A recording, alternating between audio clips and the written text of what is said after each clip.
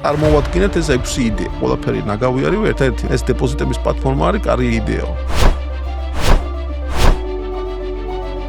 თქვენ ვახათ თუ არ წამოიწყებთ 6 თვეში, ამას მე დავიწყებ. ესო გამორიცხული არა, ამას თქვენ არ დაიწყებთ. პირველი რაუნდი რაც დავხურეთ იყო 2 მილიონი ევრო. რა გასწავლა ჭადრაკმა, რაც საბოლოო ჯამში შეძელი ინკორპორირება ბიზნესში. გასწავლის, რომ ეს რამოდენიმე საათიანი თამაში არის. ბიზნესზე რო გადაიტანო, ეს გრძელვადიანი თამაში არის. დღევანდელი მიღწევა შეიძლება ხვალზე პირიქით ზარალად წარმოიქმნეს. უნდა დატოვო ტანკი იმისთვის, რომ გადაწყვიტო, რომ გახდე ინტერპრეტი. თავი ერთ-ერთი პირველი, რომელიც თან პარტნიორი იყო და გავიდა და დაიწყო ლოკაციან კომპანიაში მუშაობა. მე ამას ვეძახი გადახტომის მომენტი. ხდები სკვერპლი შენი საკუთარი წარმატების. კაცმანის პოდკასტს წარმოგიდგენთ GVG წანისი. მეგობრებო, მოგესალმებით ყველას. თქვენ უყურებთ კაცმანის პოდკასტს.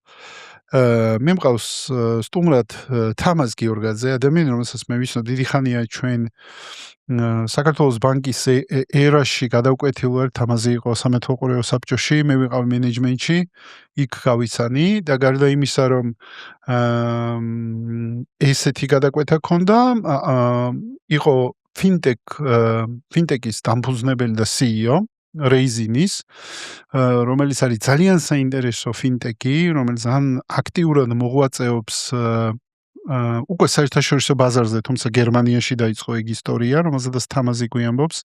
და ზოგადად მე ძალიან მინდა ასევე პოდკასტში მოვიწვიო ჩვენი ქვეყნის წარმომადგენლები, რომელმაც შექმნა საერთაშორისო წარმატება და მე მჯერა, რომ ქართულ entrepreneurial codes აქვს შესაძლებლობა, რომ შექმნას საერთაშორისო წარმატებული პროექტი და თამაზი არის ჩემთვის ზუსტად მაგის განსახიერება და მაგის მაგალითი და მადლობა რომ დათანხმდი. კაი ხანია ვცდილობთ ეს პოდკასტი ჩავწეროთ, არა თამაზ, მოგესალმებით. მადლობა საშა და რომ შენს პოდკასტზე დამატე და მართლა დიდი დრო დაგჭირდა ამის მაშე რა ქვია მას რეალობაში მოვაქციოთ და იმედია კარგი საუბარიც გამოგვივა, უმოsi მადლობა რომ დამპატე.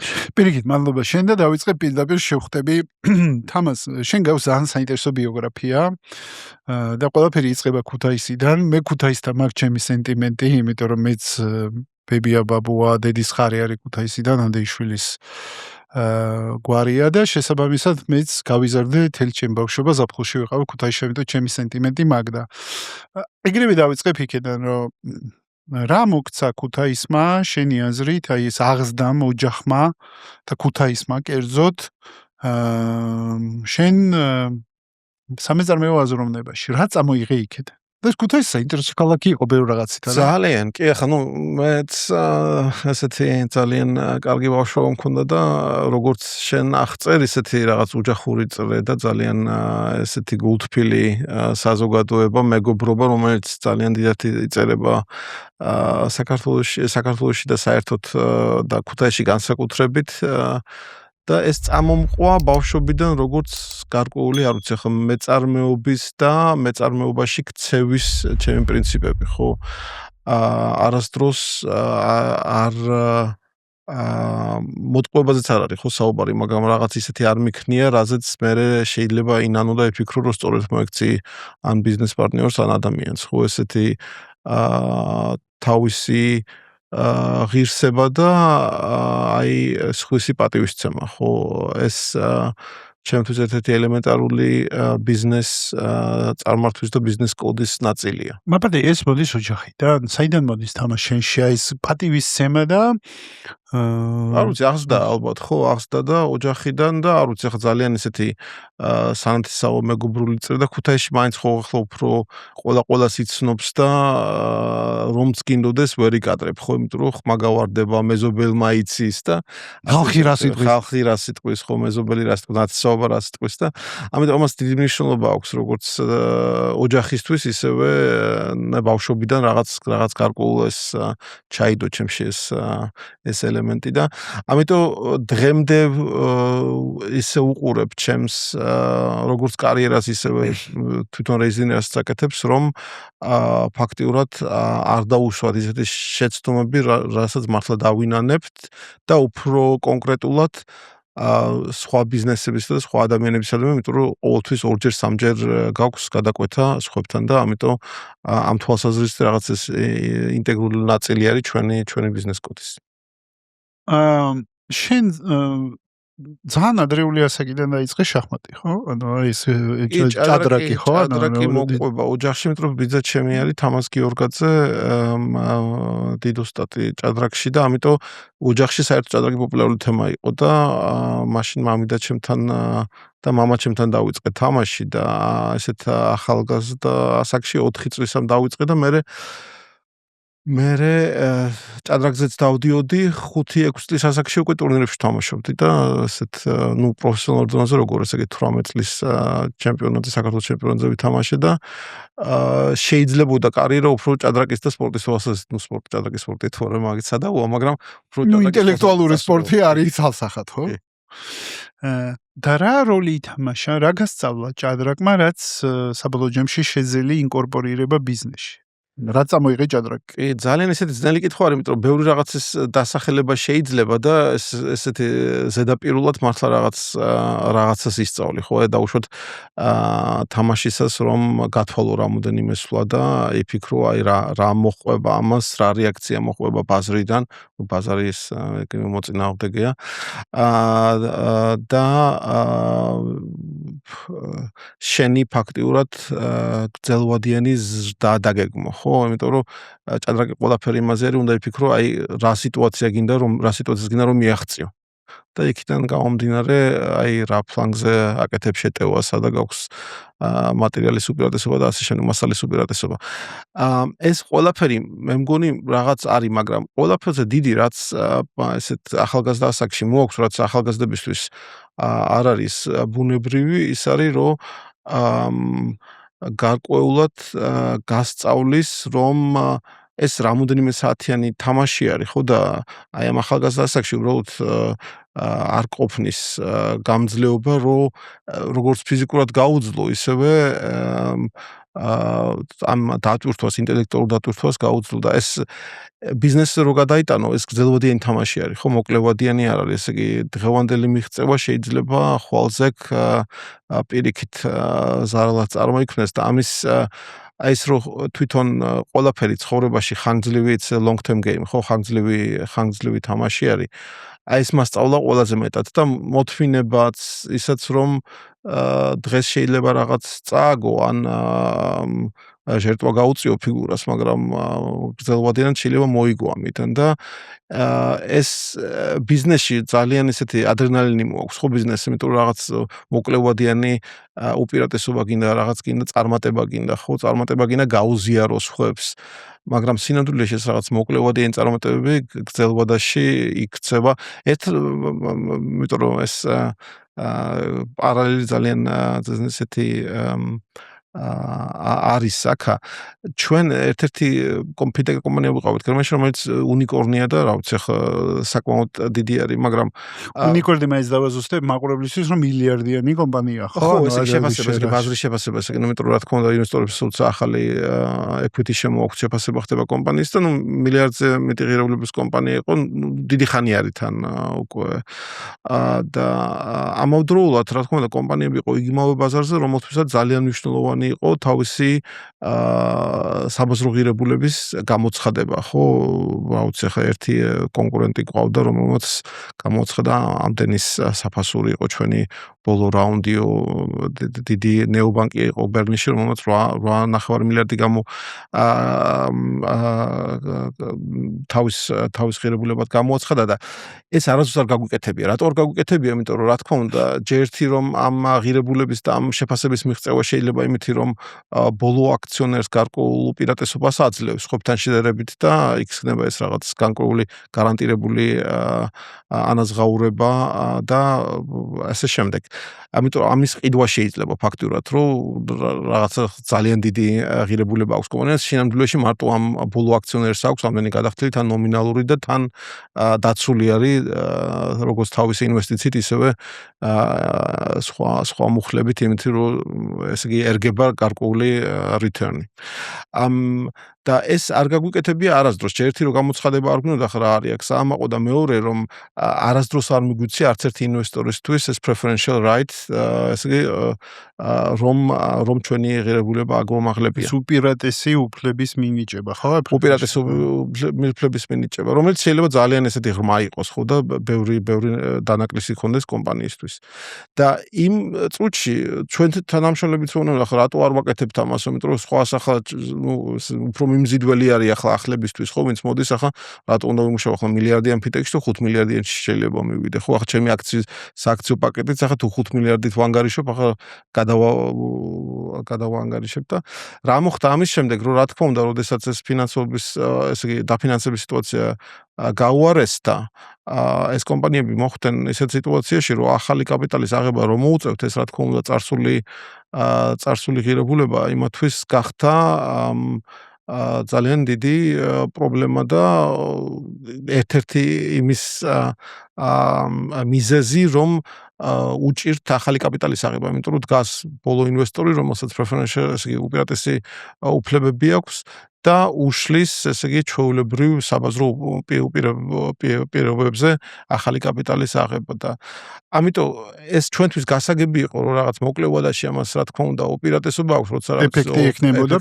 ხო 2 მილიარდს აცხადებ, ან რაღაცას აცხადებ, რაც მიმზიდველი არის ახალი თანამშრომლისთვის, მიმზიდველი არის რა თქმა უნდა პრესისთვისაც და PR-ისთვისაც, მაგრამ აი უფრო დიდ აი რო უყურებ რომ ეს ხანგრძლივად გამოგადგება თუ არა ჩვენ უპირატესობა მივაჭეთ ამ გზით არ წავსულიყავით ხო და ეს ჭადრაკს ცოტა რა იმიტომ რომ ეს გათვლაც არ არის ხო შეიძლება სხვანაირად გამოსულიყო ყველაფერი მაგრამ რისკი რომელიც ამ თვითონ ამ ტენდენციას ქონდა ის მატერიალიზება მოხდა და ჩვენ თავი შევიკავით ხო შეიძლება რაღაც ჭადრაკთან ამას საერთო კონდეს რომ რაღაც რისკებს არ იღებ თავზე იმიტომ რომ გასაგებია რომ ეს რისკი თუ შეიძლება არ გამართლა ხო თუ არ გამართლა ამ რისკმა თავს მაშინ დიდი სხიფათი არის ჩვენ ცხოვრობთ ეპოქაში სადაც პოდკასტები სვამენ გაბედულ კითხვებს არ ჯერდებიან ზედაპირულ პასუხებს და ეძიებიან სიღრმეს ჩვენ კაცმანის პოდკასტის გუნდს გვაინტერესებს ზუსტად ის ხალხი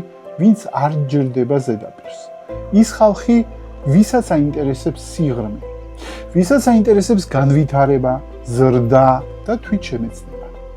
ჩვენ გჯერა, რომ ეს ადამიანები ქმნიან და შექმნიან საქართველოს. და GVG კწანისი აღმოჩნდა ზუსტად ის უნიკალური პროექტი ქალაქის ცენტრში, რომელიც აშენებს სივრცეს ზუსტად ასეთი ადამიანებისთვის. ასე დავემთხვიეთ ერთმანეთს. კაცმანის პოდკასტის წარმომდგენი არის GVG კწანისი. არჩევანი რომელიც განსაზღვრავს თქვენს მომავალს.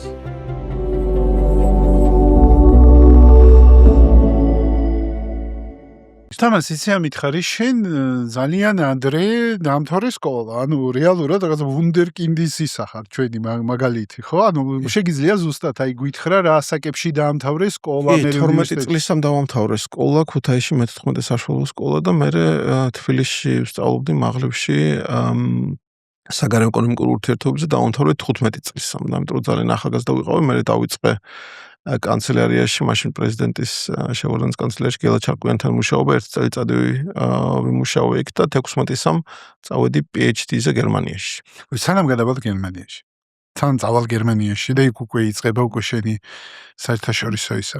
იცი მაინტერესებს რანაირი არის ვუნდერკინდობა? ანუ მე არ ყოფილვარ ხო ხდები ჩემ მასაკში მაგს დავთავრებული ყველაფერი და აი რა მოდი ესე ვთქვათ რა სიტკბოდა რა სიმწარეა ვუნდერკინდობას? ანუ აი შენ ტკბილად რა გახსენდება ვუნდერკინდობისგან? ანუ ეხა 12 წლის დავამთავრე სკოლა ისეთი თემა არის და 15 წლის უნივერსიტეტი ხო უკვე ეგრე გამოვიდა და შესაბამისად უკვე მუშაობდი ხო რაღაც კი მუშაობ.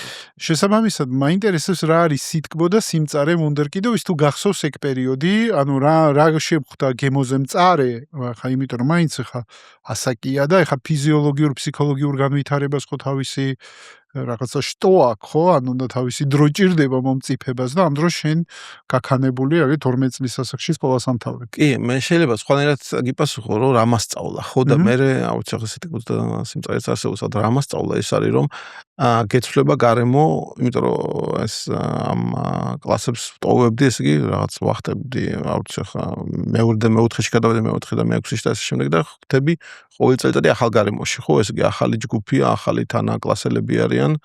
და არ ვიცი ხა რომ მარც დამოგობრდა რაღაც სოციალური კონტაქტის შექმნა გინდა და რაღაც გაცნობა გინდა და აი ამ ახალ გარემოსთან შეჩვევა გახდა ესეთი ჩემთვის სკილი ან ეს უნარი რომელიც ჩემთვის მნიშვნელოვანი იყო, იმიტომ რომ ყოველ წელიწადთან ყოველ მეორე წელიწად ახალ სოციალურ გარემოში ვხდებოდი. იგივე უნივერსიტეტშიც ხო იქაც გამოვტოვე ერთი ჯგუფი და იქ ესე იგი და ამან განაპირობა რომ რაღაც არ ვიცი კონტაქტ მე ისეთი ექსტროვერტირებული პიროვნება არა ვარ, მაგრამ მასწავლა რაღაც კონტაქტის დამყარება, რაღაც დაინტერესება მეგობრობის დამყარება რა თქმა უნდა რაც ძნელი იყო აი მეგობრების შენარჩუნება, ხო, იმიტომ რომ მართლა გარემოს იცვლის, სხვა გარემოში ხარ უკვე დაშურებული ხარ. ყველაზე პატარა რო ხარ კლასში. ყველაზე პატარა ვიყავი. ხო, მაგრამ ამას უპირატესობაც აქვს, არა, იმიტომ რომ რაღაც ყველა რაღაც ისე გიყურებს, რომ არ დავჩაგროთ და ეს შეიძლება შენ იყავი, თორე შეიძლება გაჩენოდა ვიღაცა სურვილი, რომ პირიქით დაიჩაგრე, ანუ ხო, ხუთები მაგრამ როგორც ხდები გაგიმართლა მაგრამ. კი, გამიმართლა მართლაც კი ძალიან გამიმართლა. და ამიტომ რა ვიცი ახლა ესეთი ჩემთვის ახლა ეს თან ეს ერთადერთი რეალობა ხო რამე ნიკი ქონდა ანუ რამე მოვუნდერკინდო რამე გეძახდნენ მოვუნდერკინდო არაფერი არ მქონია არა ხო მოვუნდერკინდო არაფერი არ მქონია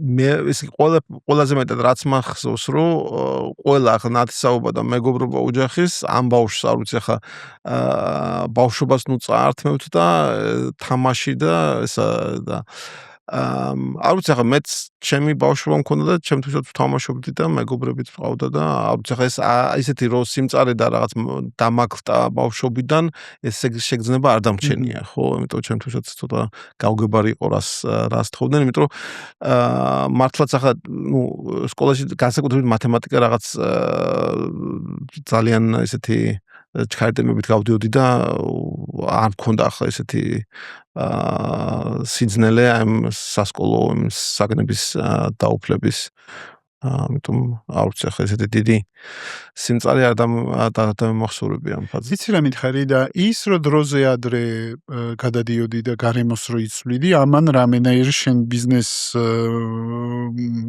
ბიოგრაფიაზე და ბიზნეს აზროვნებაზე რამე იქონია ზეგავლები? მე მგონი ჯერთი ამან იქონია და მეორე იმან იქონია რომ რა პერიოდში მოხდა ეს ამბავი არა ალბათ შენს გახსოვს კონტექსტი 80-იანების ბოლო და 90-იანების დასწრესი ეს ჰიპერინფლაცია ეს რაღაც გარემო რომელიც უდენობა და ეს კონტექსტი რომელიც ძალიან არასტაბილური არის ხო და ყოველ დღე ან ყოველ თვეში იცვლება ომი იწყება ომი მთავრდება ვიღაცას მე სამოქალაქო ისევ და ასე შემდეგ და ეს ბიზნესში ეს ჩემთვის ისეთი იმიტომ რომ კომპანია დავარსეთ გერმანიაში ხო გერმანიაში ახლა ყველას უყვარს სტაბილურობა ხო და ცვლილება არის რაღაც უარყოფითი რისკის აღება არის უარყოფითი და ჩვენს კომპანიაში ახლა ორი თანამფუძნებელი ვიყავს რომელიც თან მეგობრობ თან დიდი ხანი მანამდეც ერთად ნამუშევარი ვარ და მე ალბათ ამ სამში ყველაზე უფრო ესეთი ვარ ადაპტირებული აი რაღაცა იცვლება და ისე არ მაწუხებს და ისე რაღაც დისკომფორტს არ მიქმნის ვიდრე ახლა სხვებს ჩვენს კომპანიაში და ეს ვინ არიან სხვა დამფუძნებლები შენთან? მე აი გერმანიაში რო წავედი დავამთავრეს რაღაც ეს PhD მე იურიდიულზე ვისწავლე და არ ვიცოდი რა უნდა მექნა ცხოვრებაში და დავიწყე McKinsey-ში საკონსულტაციო კომპანიაში მუშაობა ვიყავი 10 წელიწადი პარტნიორი გავხდი რაღაც 6 თუ 7 წლის შემდეგ და იქ ბევრი ესეთი ძალიან ჭკვიანი და რას ნიშნავს ხა ეცოთ შეიძლება McKinsey იცოდეს ხალხმა რომ ეს არის ყველაზე დიდი საკონსულტაციო კომპანია მსოფლიოში მე მგონი McKinsey არის ყველაზე დიდი გამყიდველი ინტელექტუალური შრომის ანუ ასე ვიტყოდი ანუ რო შეხედოთ ძალიან შთამბეჭდავი ციფრები აქვს ძალიან დიდარი კომპანია რომელსაც ძალიან საინტერესო მოდელი აქვს იმიტომ რომ აქვს პარტნიორების მოდელი თუ მე რამეში არასწორ განმარტებას ვიძლევი ძალიან მნიშვნელოვანია რომ ახსნათ ანუ ეს არის კომპანია სადაც პარტნიორები რეალურად არის ბიზნესის პარტნიორები, ანუ პორტფოლიო პარტნიორები არიან და შესაბამისად ეს პორტფოლიო პარტნიორები ერთად კრავენ McKinsey-ს და მე მგონი CEO არ წავს ამ კომპანიას, ხო? ხო არა, CEO არ არსებობს კომპანიაში, ეს რაღაც ძალიან დეცენტრალური მიდგომა არის და იმავე დროს როგორც ამბობ, ხო, ახლა თავის ინტელექტუალურ იმას რა ქვია, მას შრომას ყიდიან ბაზარზე, ხო, რომელიც რა თქმა უნდა ძნელია გასაყიდად, ამიტომ მოზიდვა ხდება მართლა რაღაც ინტელექტუალური ელიტის და ესე ხალხს ხვდები, რომელიც მართლა შთაბეჭდილება გრჩება, რომ ვა ეს თავის დარგში ან თავის იმაში ძალიან მაგარი არის, ხო და ანუ ელიტაში იყავი შენ ფაქტობრივად შეგვიძლია ვთქვა რომ საკონსტიტუციო ელიტაში. კი, ნუ ეს არ ვიცი ახლა ეს პროცენტულად რამდენია, მაგრამ მგონი 1%-ზე ნაკლები აპლიკაციების იღებენ წელიწადში და მგონი McKinsey ღებულობდა თუ არ მახსოვს სადაც მილიონზე მეტ აპლიკაციას წელიწადში და 10,000 აყავთ, 10,000 ნაკლები აყავთ. McKinsey-დან ქართველები ვინები არიან? ვინც მე ნუ ქართველები ახლა გიორგი ქობულია, ჟორა ქობულია, აქაც იყო მგონი ministrat, ეკონომიკის მინისტრი რომ იყო. რუხაძე, კი ბატონო. ირაკლი რუხაძეც იყო McKinsey-ში. ხო. ვინმე გახსენდება კიდე? კიდევ იყვნენ 1-2, მაგრამ სიმართლე გითხრა ეს ანუ დიდი რაოდენობა არის. დიდი რაოდენობა არის, ხო, კი, დიდი რაოდენობა არის. ხომ და აი McKinsey-ში ბევრს ხალხს ხვდები და აი ჩემი ნუ გუნდები ახლა იმიტომ პარტნიორი რომ ხარ რამოდენიმე კლიენტი ყავს, ძირითადი კლიენტი ყავს, ერთ-ერთი ჩემ ძირითადი კლიენტი მათგან საქართველოში იყო, მაგრამ ძირითადი კლიენტები მაინც ახლა რა თქმა უნდა უფრო განვითარებულ ქვეყნებში იყვნენ და იქ საბანკო სექტორს ეხმარებოდი და ამ პროექტებზე მყავდა რამოდენიმე თანამშრომელი და კოლეგა, ვისთანაც ბევრი პროექტი მაქვს ერთიმეორის მერე გაკეთებული და შენს ქვეშ იყვნენ, შენ სუპერვაიზერის ქვეშ იყვნენ? კი, რა თქმა უნდა, ხო და ამათგან რამოდენიმე იყო, ვისთანაც არ ვიცი ხა ძალიან როგორც ნამუშევარი ახლოს, ისევე მეგობრობა შეიძლება ჩაითვალოს, ნუ ესე იგი პირადადაც ახლოს ვიყავით და ამათგან ორმა ფრანკი და მიხაელი ქვიათ, ჩემთან ერთად დაარსეს კომპანია რეისინგი, კი ბატონო, გერმანელები არიან. როგორ შეიძლება ადამიანი საკუთარ ბიზნესში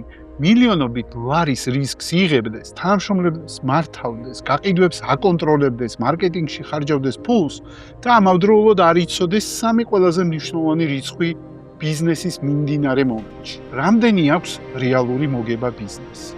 რამდენი ფული აქვს რეალურად ხელმისაწვდომი ბიზნესს? და ვინ და რა არის მისი ყველაზე დიდი ფინანსური რისკი? ბევრი ბიზნესის მფლობელი ყოველ დღე ამოწმებს გაყიდვებს, მაგრამ თვეში ერთხელაც კი არ უყურებს ფინანსურ სურათს. შემდეგ უყვით, რატომ არ რჩება ფული, რატომ უჭირთ ზრდა, რატომ ჩნდება მუდმივად cash-flow-ში პრობლემები.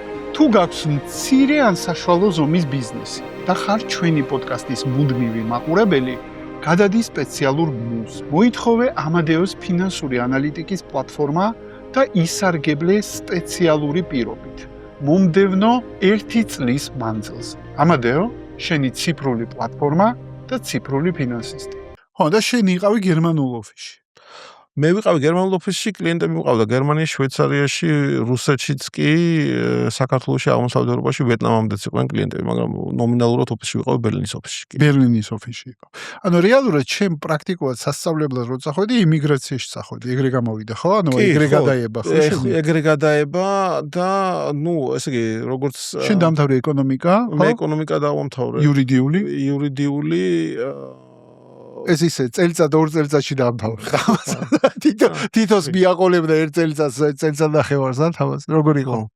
ხო და PhD გავაკეთე გერმანიაში agricultural economics-ი ქვიოდა და ნუ განვითარებადი ქვეყნების ეკონომიკა და მე კიდევ აქ საკანდიდატო დისერტაცია დავიცე იქაც მაღლივშიც ხო.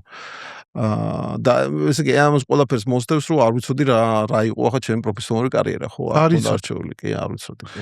ანუ რაღაც თვალსაზრისით მიედმოედე ბევრ რამეს ანუ მივედმოვედე ბევრ რამეს რაც რაღაც ცოტა რაღაც მაინტერესებდა ცოტა რაღაც მოყვებოდა იმას რაც მამამდე გავაკეთე და ნუ ყალიბდებოდა ეს არეალი რაც ხომ უფრო მაკროეკონომიკა მაინტერესებდა. და რანაირად მოხდი McKinsey-ში ამ ძალიან ვიწრო ძაბრში როგორ ჩავარდი? ანუ რანაირად აგიყვანა McKinsey? კი, ეს იყო ხო იცი ხა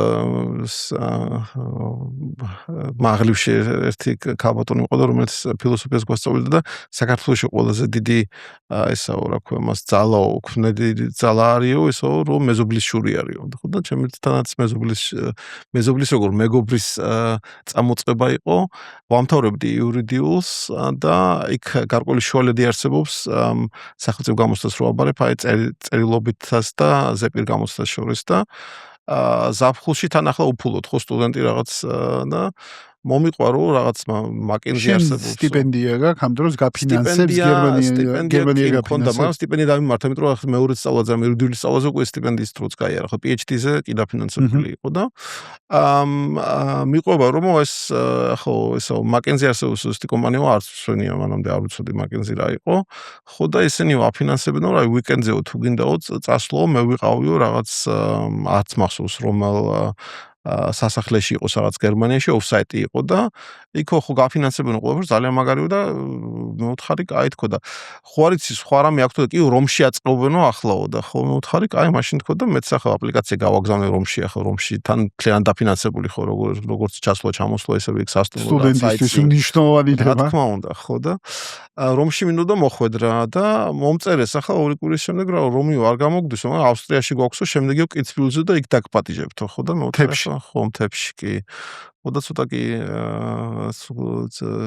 რა ქვია მას მეწყინა რომ რომი არ გამოდიოდა მაგრამ მაინც ვიფიქრე ახლა უფასოდ წასვლა ავსტრიაში მაგეთ შეიძლება ღირდეს თქო ხო და იქ ორდღიანი სემინარი იყო და თან ვერ გავიგე ეს კომპანია რას აკეთებდა მაინც იმიტომ რომ ხო ეს რაღაც general consulting-ი არის და რაღაც თემა ისეთი არ არსებობს ხო ახლა არ ვიცი ხო მაინც ვიტყვი რომ აქვე მაყურებელს ვიტყვი რომ ხშირად საკონსტიტუციო სფეროს მასონებს ეძახიან მაკენზის მაინც დავაზუსტებ ახლა ეს უტრირებ თავისთავად მაგრამ ნუ მართლა ეგრე არის ახლა 1%-ზე ნაკლებს იღებენ რამხელა მოთხოვნა არის ამ კომპანიაზე და ძალიან რთული არის მან მოხვედრა და მაგიტო ვაყოლინებს დამას კი ხო და იქ ვიყავი ახლა ეს 2 დღე გავატარე და მე ეს იქ რა ქონდა აკვირდებიან ახლა ამ სემინარში მონაწილეებს და დამიკავშირე მე ხო არ გინდა აპლიკაციის შემოტანაო ჩვენთან თქო და მე მაშინ ახლა ეს შუალედი კი მქონდა რაღაც სამთვიანი შუალედი მქონდა ახლა არაფერი დაგმილი არ მქონდა მე ვიფიქრე კაი ახლა პრაქტიკას თქო და თან იხდიდნენ არ ვიცი ახლა მგონი 4000 თუ 5000 ევროს პრაქტიკანტზე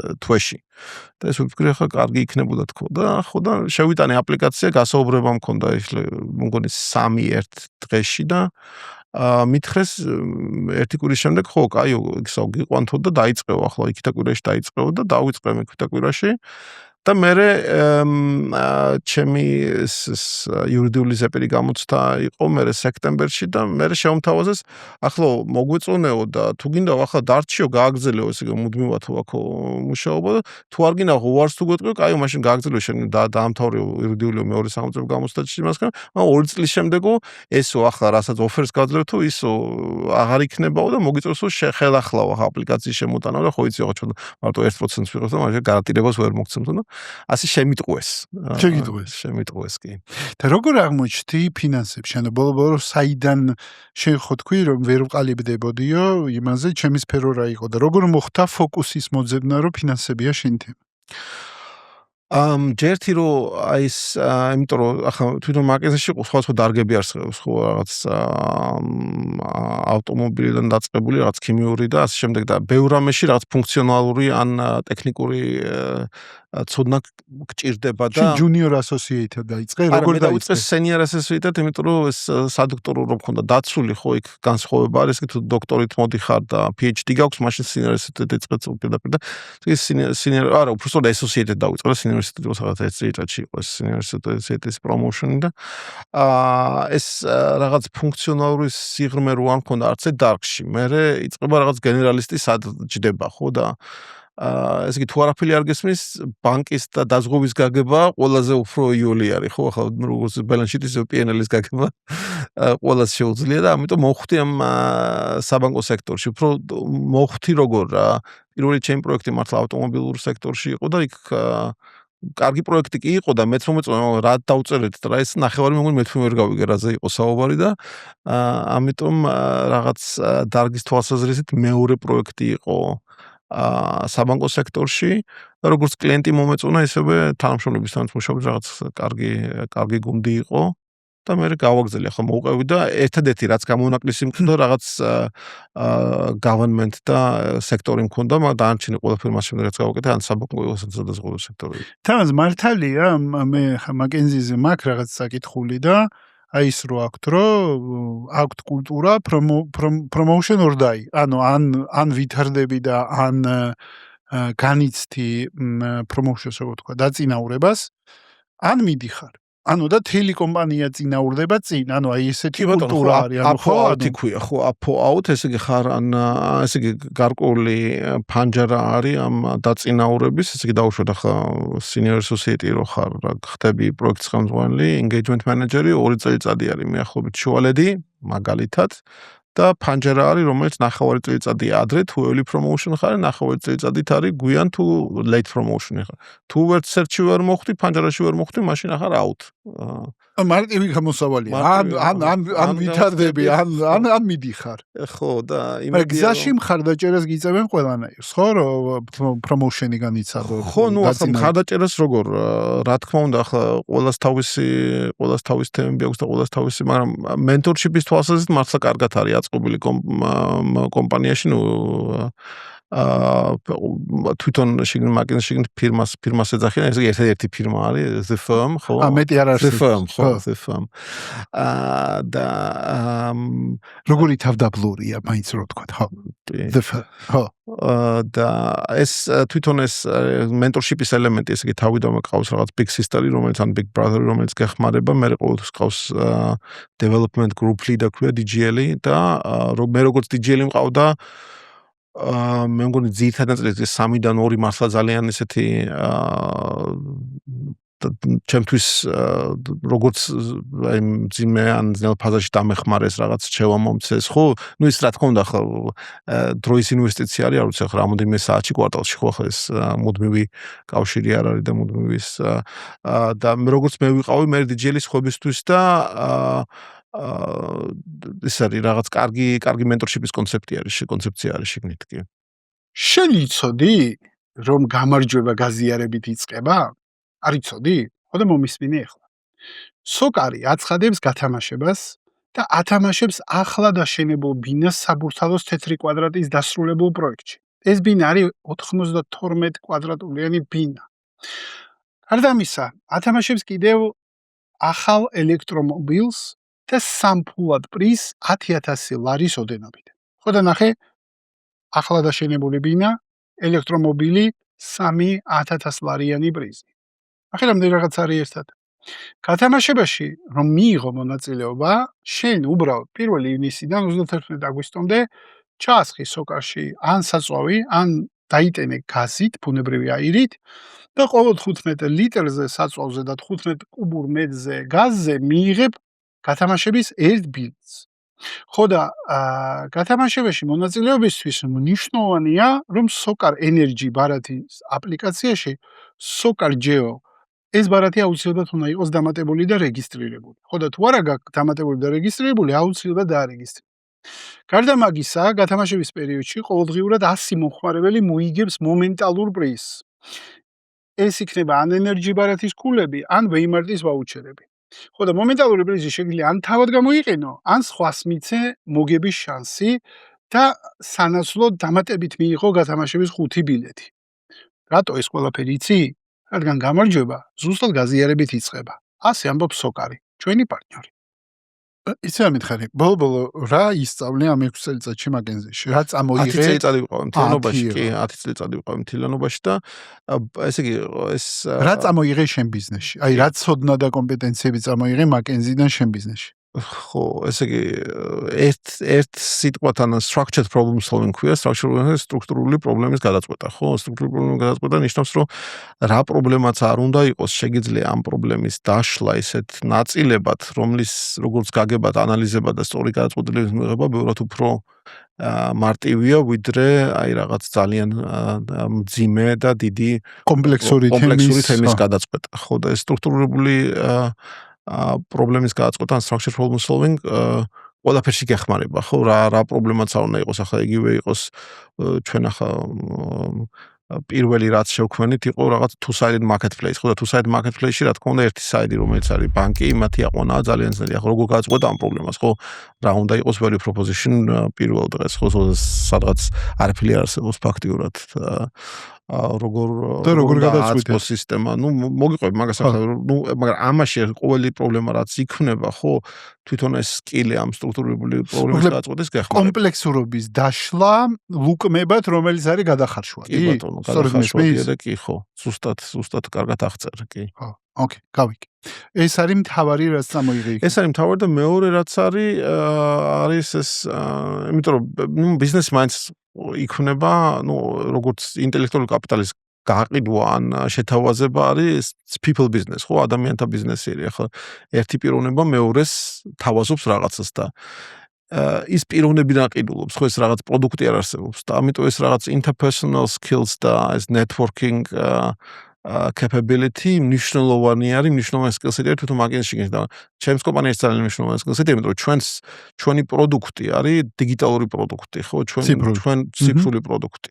ციფრული პროდუქტია და პირველი ამ პროდუქტის არის ბანკის CFO დაუშვათ. პროდუქტს ახლა ხელს ვერ მოკიდებს და ვერ უგრძნობს და ვერ შეადარებს. ახლა სხვა პროდუქტს, იმიტომ რომ ჩვენ ახლა ევროპაში ყველაზე დიდი კომპანია ვართ ამ დარგში, იმიტომ რომ ძნელია რაღაც ბენჩმარკინგი გააკეთო, რაღაც ობიექტივირებად გააკეთო შენი გადაწყვეტილება და ამიტომ გადაწყვეტილების საკმაოდ დიდი ნაწილი არის პირადული რაღაც credibility და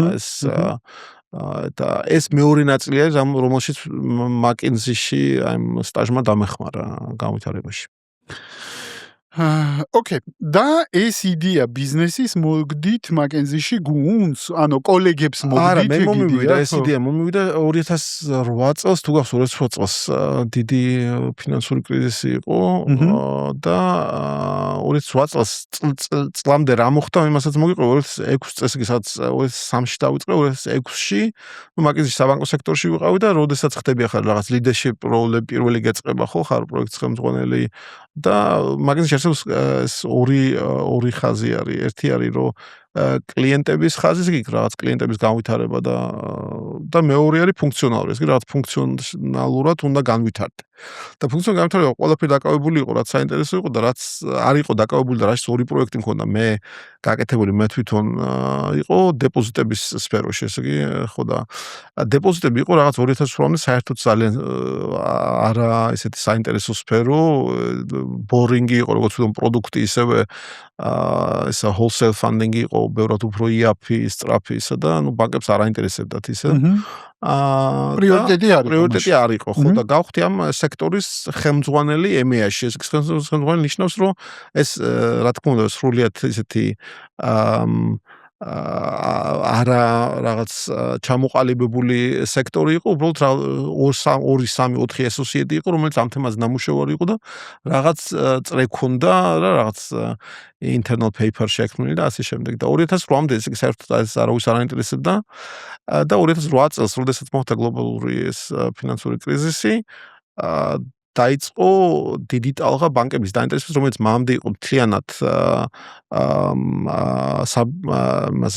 საბითუმო ბაზარზე დაფინანსებული და უნდა საცალო ბაზარზე დაფინანსების ნაწილის გადატანა, არა, იმიტომ რომ იქ გაშრა ახლა დაფინანსება არ იყო, არ მოდიოდა არაფერი ახალი ფონდირების თვალსაზრისით და ერთი წლის განმავლობაში 2008-დან ახლა 2009-მდე მგონი რაღაც 45-50 ვორქშოპი მქონდა ბანკებთან, ვისაც აინტერესებდა, აი გვინდა განვითარება, McKinsey-ით შეუძლია დახმარება, რა სტრატეგიით წავიდეთ და ანუ აქტუალური გახდა ეს თემა. მეორე რაც მნიშვნელოვანი იყო, რომ აი თვითონ იდეის წარმოქმნის თვალსაზრისით დიდი ნაწილი ამ ბანკების იყო რაღაც სიდიდით რაღაც საშუალო დოსომის ბანკები, ესე იგი წამყვანი ბანკები არ იყვნენ, რაღაც სპეციალიზირებული ბანკები, ხო,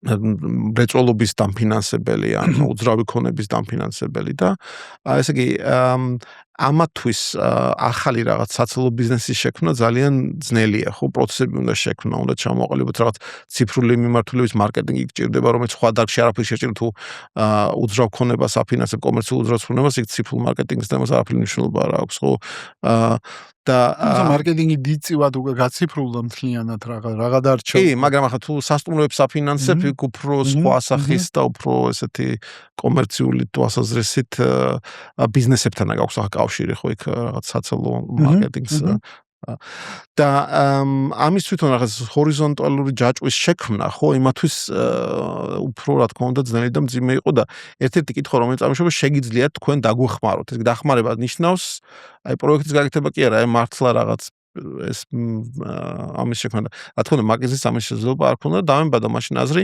ამდენ ბანკს თუ აინტერესებს და მართლა დახმარება ჭირდება, დახმარება ოპერაციული დახმარება, ხო, რო ჩამოუყალიბო ან შეთავაზო, რატო არ უნდა შეიქმნას პლატფორმა, რომელიც ამ მომსახურებას რამოდენიმე ბანკს შეთავაზებს და პლატფორმა შექმნას, რომელიც ესენი ბანკები არიან ჩართული და რა თქმა უნდა ეს საკმაოდ ღრმად შედიხარ იმათ მომსახურების პროცესში. და ეს იდეა ჩამოვაყალიბდა, ერთ გვერდიანი ესეთი პიჩი დავწერე და პირველ ორ პიჩი ბანკებისთვის იყო მაშინ? პიჩი იყო ჩემთვის, როგორც ერთი რო კოფაუნდერი მჭირდებოდა, ხო, თავიდან ხო ხედვის თემა და მარტო არ მინდოდა ახლა ბიზნესი წამოწყება და ერთი ახალგაზრდა ბიჭი იყო, რომელიც ჩემთან ერთად მუშაობდა პროექტზე და იმას ვაჩვენე და იმან ხო ეს საინტერესო რაღაც არის, მოდი მაშინ ეს ჩვენი ესეთი უწრო წრიდან დაველაპარაკოთ ხალხს, ვისაც ფულიც აქვს და რაღაც უფრო ცოტა მეტი გამოცდილება დარგში თუ დაინტერესებთ ხო თემაო და პირველ ვისაც დაველაპარაკე ორივე მითხრა რომ ისე საინტერესო იდეა არის მაგრამ ახლა ამ მაშინ დაფინანსება ძნელი იქნებაო მე კლიენტი საიდან ახლა მაშინ Deutsche Bank-ის სამთვიან დეპოზიტში 4%-ი ხდიდა ხო და ახლა 4%-ს თუ Deutsche Bank იყიდისო შენმა ბანკებმა რა უნდა გადაიხადოს რომ კიდევ ამ და ესა არ გირჩევო ამის წამოწყებასო და თან ჩემი თანადამფუძნებელი მაშინ ვიც იყო დღემდე ძალიან კარგი მეგობარი არის იმასაც ისე არ აინტერესებდა იურისტი არის განათლებით და მე იურიდიული ფირმა დაარსა თვითონ ესე იგი ცოტა სხვა გითხრა წასვლა და ეს დამრჩა ახლა ეს ქაღალდი დაწერილად და 2012-მდე დავივიწყე არც დამეწყე და მე 2012-ში და რამ დაგაწყები, რამ გაგახსენებინა? რამ დამაწყებია ეს მოხდა, ეს ამბავი საქართველოში მოხდა. ესე იგი ეს ჩემი თანადამწნები რო გითხარი ეს მიხაილი და ფრანკი, ეს მიხაილი პრაქტიკანტი იყო ერთ-ერთ ჩემ პროექტზე და მე მაკინზეში დარჩა 1-5 წელიწადი იყო და გერმანიაში არსებობს ელიტარული ბიზნეს სკოლა WHU-ქვია, ვიტენჰერდეკი და ვიტენჰერდეკეში ვინც სწავლობენ, ხო? ხდება სამი დარგი ან ინვესტმენტ ბანკირები ხდებიან ცნობილი ან კონსალტინგში მიდიან და მესამე იყო წამოიწყო მაშინ ახლა ეს 2000-იანების ბოლოს დაიწყო ამ სტარტაპების კულტურა და რაღაც სტარტაპების შექმნა და ამასთან ვინც თანაკლასელები იყვნენ იქ ხო ეს არის fast stack ranking-ი არის ესე იგი ეს იყო თავის ჯგუფში იყო ესე იგი ეს არის ტრანსპარენტული არის ვინ არის ნიშნებით საუკეთესო და ეს ყოველთვის საუკეთესო იყო თავის ჯგუფში ეს 80 წელიანი ჯგუფი და ერთი ვინც ამის თანაჯგუფელი იყო Google-ს გაყიდა Daily Deal-ი გერმანიაში 700 მილიონად. მეორე ვინც თანაჯგუფელი იყო HelloFresh-ის დაარსა და IPO გააკეთა და ეს ხალხი ახლა მილიონერებად ხდება და მილიარდერად და მე ახლა McKinsey-ში ვარო აქაო და შაფათკურას მუშაობ, მჟავდებიო, ხელფასიც ისეთი არ არისო და საქართველოში ვიყავით, მაშინ მახსოვს იმაში რა ქვია Swanage და მითხრა ხო ახლა მე წავალო ტურზე ვარ ხო ახლა მეგობრები 10 მეგობარი ვიყავი ჩამოსული და ამან ახლა მომენტი გამოიყენა და მოდი ახლა შენც ფიქრობ მაგრამ მე ახლა წასვლა მინდაო და იმიტომ რომ ახლა McKinsey-ში ახლა ვერ ხედავო ჩემ თავს 1-5 წლის შემდეგო და ახლა არისო კარგი მომენტიო იმიტომ რომ ეს დაფინანსება არისო რაღაც ახალი იდეის საფინანსება უნდა ეს ჩემი ნაკლებად განათლებული ჭკვიანი თანაკლასელები თუ მილიარდერები ხდებიან ჩვენ რა გვჭირსო ხო და მოდიო ვეცადოთ ხო და თან მითხრა რომ ესაო კარგი ბიზნეს იდეაც არ მაქვს ხო თუ ბიზნეს იდეა გაქვსო თლად უკეთესი ხო და მე ვიფიქრე ახლა მაშინ ვიყავი პარტნიორი მე-12 მე-13 წელიწადის პარტნიორი McKinsey-ში იგი კარგი შემოსავალი რაღაც კარგი თან კლიენტებიც კარგები იყვნენ და ჩემთვის ახლა ესეთი რაღაც ახალი კარიერის დაწყების თემა ჩემთვის არ იდგა. მაგრამ ვიფიქრე ახლა კაი ტიპია ხო და ამის დაკარგვას მოდი რაღაც ცოტა პროცესი წამოვიწყოთ და ამ პროცესში რაღაც დაიკარგება დინამიკა და ხარი კაი თქო ვიფიქროთ ხო ახლა იდეები თუ გქონს მაშინ ერთ-ერთი კლიენტი მყავდა, რომელსაც PhD ქონდა დაწერილი entrepreneurship-ზე და დაარსებული ქონდა კომპანია, რომელიც დიდი კომპანია ხა გერმანიაში იპოთეკის ყველაზე დიდი მეორე პლატფორმა არის და მე იყო საფოსტო ბანკში იყო CEO მაშინ გერმანიაში და კითხე რალფი ქვია, რალფ მილერი, კითხე რალფს დრო ხო არა გაქვს, მოდი ვახშამი გავაკეთო თქო და რაღაც იდეებს წარმოგიდგენ თქო და შენ ახლა ნუ ჩვევა რჩევა მოგვეცი ახლა ღირს ამის წამოწყება თუ არა თქო და იმპულსის აღება გინდა, ხო? იმპულსის წაღება მინდა და ამ ბიჭსაც რაღაც ახლა დაიწყო ამანაც კრეატიული პროცესი და ყოველმა ახლა შევკრიბეთ 3 იდეა ჩამოვაყალიბეთ ყოველმა ეს რაღაც სტრუქტურირებულად ხო და ლუკმებად და კარგი ვახშამი გქონდა და წარმოვადგინეთ ეს 6 იდეა ხო და ამ რალფმა გითხრა ესო ყველაფერი ნაგავი არის ერთ-ერთი რასაც ეს დეპოზიტების პლატფორმა არის კარგი იდეაო ხო და თანო ახლაო თქვენო ახლა ხო იცით მეც ინტერპრეტიული ისა მაქვსო ჟილკა მაქვსო და თქვენო ახლა თუ არ წამოიწყებთ 6 თვეში ამას მე დავიწყებ ხო და თუ წამოიწყებთ ცოტა მიგაჭირათ ხო მაგნაძილს მიგვაჭირა და თან 100,000 გაძლევთო ხო სიც დაფინანსება დაგჭირდებოდა 100,000 ჩემთან ჩათვალეთო რომ ესო კომიტმენტი გაქვთო ხო ხო და მე უთხარი კაი თქო ახლა და ცოტა რაღაც ის იყო რა სიურპრიზი იყო ჩემთვის იმიტომ რომ რაღაც პროცესში რაღაც ეს დინამიკაც ჩაიშლება ესა და ახლა პირიქით სხვანაირად წავიდა საქმე ესე იგი რაღაც იდეა არის დაფინანსებაც არის მე ვიფიქრე კაი ახლა ვიღაც კიდევ სხვა ჭკვიანს დაველაპარაკებით თქო და შემთხვევით ვიყავით თბილისში ჩამოსვლელი და ლადო გურგენიძესთან მქონდა ვახშამი თქო და ლადოსაც მოუყევი ასე ეს შენაშვების და მაშინ ლადოს საიდან იცნობდი შენ? ლადოს ვიცნობდი საქართველოს ბანკიდან ესე იგი ეს დიდი ხნის ამბავი მაშინ იმიტომ რომ ლადო როცა ჩამოვიდა და საქართველოს ბანკში CEO-ს პოზიციაზე დაიწყო შემთხვევით იცნობდა ჩემი კოლეგის ახლო მეგობარს და ჩამოვედით მგონი იყო 2003 თუ 2004 თუ 2005 იქნებოდა და ჩამოვედით პირველად საქართველოში რაც ვორქშოპი გავაკეთეთ მაშინ და ძალიან ესეთი wild west-ი იყო თუ wildist-ი და საერთოდ ნუ საქართველოს ბანკის სტრუქტურა რო იქნებოდა pre-IPO იყო მაშინ და მაგდროიდან კონტაქტი ჰქონდა ეს როგორ ასე მე რო ჩამოვდიოდი კონტაქტი მე ხომ პრემიერ-მინისტრი ყო მე ლიბერტი ბანკში იყო და ხვდებოდით ერთმანეთს და ვახშამზე შევხვდით ერთმანეთს და იმასაც რაღაც თავისი მოსაზრება ქონდა ახლა მისი შემდეგი რაღაც ნაბიჯი რა იქნებოდა და მეც მოუყევი ახლა ვფიქრობ ამას თქო ხო და ნუ ახლა იმიტომ რომ ლადო ახლა მაინც საბანკო საქმეში ერკვევა და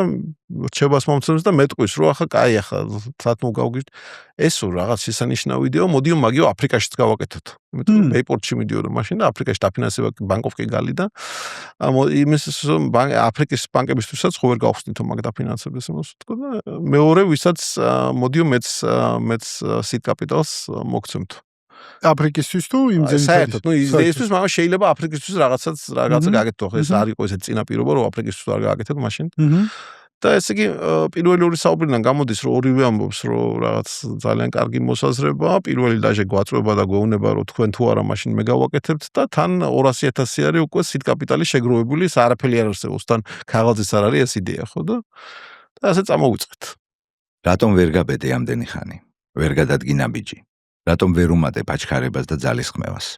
თუ შენ შეძლებ გაიგო ამ კითხვებზე პასუხები, მაშინ შენ შეძლებ დაიწყო შენი ბიზნესი, რომელიც გულით გინდა. ხოლო ამ კითხვებზე პასუხის პოვნაში და გაცნობიერებაში დაგეხმარება საშა კაცმანის აუდიო კურსი 10 ნაბიჯი ბიზნესისკენ. კურსის შესაძენად დაასკანერი QR კოდი ან გადადი ვიდეოს აღწერაში მითითებულ ბმულზე და გაყევი იქ მითითებულ ინსტრუქციებს. შეძენის შემდეგ იმეილზე მოგივა წვდომა ჩანაწერებზე, რომელსაც კომფორტულად მოусმენ ნებისმიერ დროს, ნებისმიერ სიტუაციაში. და რამ გადაგაწყვეტინათ ბოლო-ბოლო, ახლა რა ვარია, მე მაინც მგონია, ეს წერტილი მაინტერესებს ძალიან თამას. კი. როგორ საუნდა შეხედო, მაკენზიში ხარ ტანკში. კი. ახლა აქ ვიღაც საქართველოს მასშტაბით, შეიძლება ვიღაც საქართველოს ბანკი არის, ტანკი ასეთი, როგორც მაკენზი, პირობითად ვიზა ყველაფერი ხო შეფარდებითია. და უნდა დატოვო ტანკი. იმისაც რომ გადაწყვიტო რომ გახდე ინტერპრენიორი. გადახდე. მე ამას ვეძახი გადახტომის მომენტს რა, როდესაც გარანტირებულზე, ნაცნობზე, როგორ თქვა, თბილზე, როგორ დავარქვა, ხო? აი ამაზე ყველაფერზე უარი თქვა რომ გადაწყვიტო ინტერპრენიორობა. აი რა იყო ის გადახტომა? ეგ გავიგე რომ თქვენ ყავთ ორი ინვესტორი და ერთი გეუბნებათ რომ ექსპრესი. აი როგორ გადაწყვეტ, როგორ გაბედეთ? რაზე ვიფიქრე? ახლა იმიტომ რომ მართლა დავიწყე ახლა ფიქრი რომ რა ესე იგი ჭადრაკის არ იყოს ხო ვილაპარაკეთ ახლა რაღაც გათვლა გაქვს და ფიქრობ და მე ვიფიქრე ახლა რა ხდება ახლა 10 წელიწადი მაკენზიში ნამუშევარი ვარ.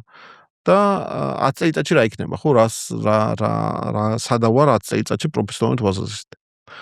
და სამი ძირითადი მიმართულება იყო. ახლა ერთი რომ მაკინზეში ვრჩები, ხვდები დირექტორი, 40 წლის სამჯერ კიდევ მაკინზეში საკმაოდ ახალგაზრდა ხარ, მაშინ 30 რამდენი ხნის ვიყავი, ხო 30-ისა თუ 29-ში გავხდი პარტნიორი, ესე 32-ში, ესე 50 რაღაც გათაცილებული ხარ, ყველაფერი ნორმალურად, კარგად მიდის ჯგრულად ხარ მაკინზეში.